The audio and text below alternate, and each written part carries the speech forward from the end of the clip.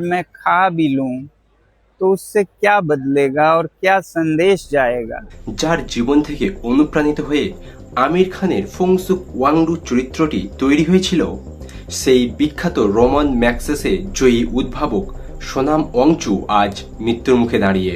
দিল্লির যন্ত্রমন্তরে কেটে গেছে টানা 19টি দিন। পেটে এক ফোঁটা খাবারও পড়েনি তার। শরীর থেকে কমে গিয়েছে 9 কেজিরও বেশি ওজন। কিন্তু ভাবুন তো, দেশের এত বড় একজন মানুষকে কেন আজ দিল্লির ফুটপাতে বসে অনশন করতে হচ্ছে। এবারে কিন্তু লড়াইটা শুধু লাদাখের পাহাড় বাঁচানো নয়, এবারে সোনাম ওয়াংচুক নিজের জীবন বাজি রেখেছে আপনার, আমার আর এই দেশের কোটি কোটি ছাত্রছাত্রীদের ভবিষ্যতের জন্য। এই যে 2026 সালে নিট পরীক্ষা নিয়ে এত বড় জালিয়াতি হলো, একের পর এক সরকারি পরীক্ষার প্রশ্ন ফাঁস হয়ে লাখ লাখ ছাত্রছাত্রীর ভবিষ্যৎ অন্ধকারে চলে গেল, ঠিক এটার বিরুদ্ধেই গর্জে উঠেছেন তিনি। তৈরি হয়েছে ককরোচ জনতা পার্টি বা সিজেপির মতো এক বিশাল ছাত্র আন্দোলন। আর এই ছাত্রছাত্রীদের পাশে দাঁড়িয়ে পরীক্ষার ব্যবস্থার আমূল সংস্কার এবং কেন্দ্রীয় শিক্ষামন্ত্রীর পদত্যাগের দাবিতে গত 28শে জুন থেকে আমরণ অনশন শুরু করেছেন সোনাম ওয়াংচুক। অথচ যে তরুণদের ভবিষ্যৎ নিয়ে সরকারের সবচেয়ে আগে ভাবা উচিত ছিল, সেখানে আজ 19 দিন ধরে একটা প্রবীণ মানুষ রাস্তায় না খেয়ে বসে আছেন শুধু একটা আলোচনার আশায়। পরিস্থিতি এখন এতটাই আশঙ্কাজনক যে চিকিৎসকরা সতর্ক করেছেন যে কোনো মুহূর্তে তার শরীরে গুরুত্বপূর্ণ অঙ্গ কাজ করা বন্ধ করে দিতে পারে।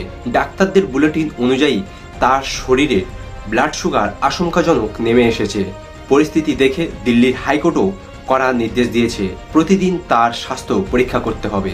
দেশের শীর্ষস্থানীয় আইনজীবী থেকে শুরু করে দেশের তাবর নেতারা তাকে অনশন ভাঙার অনুরোধ করছেন, কিন্তু সোনাম ওয়াংচুক অনড়।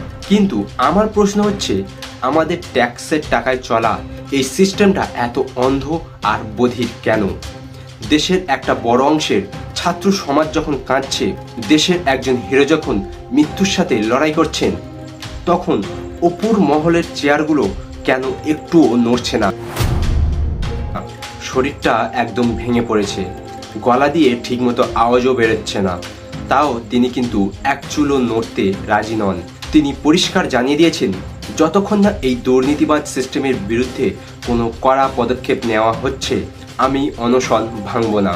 কারণ আমি যদি এখন রণে ভঙ্গ দিই, তাহলে দেশের ছাত্র যুব সমাজের কাছে একটা ভুল বার্তা যাবে।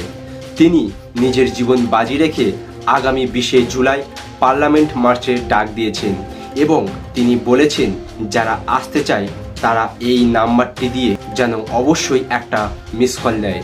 তবে সিস্টেমের এই চরম দুর্নীতির বিরুদ্ধে নিজের প্রাণ উৎসর্গ করতেও পিছুপা হচ্ছেন না এই দেশপ্রেমিক।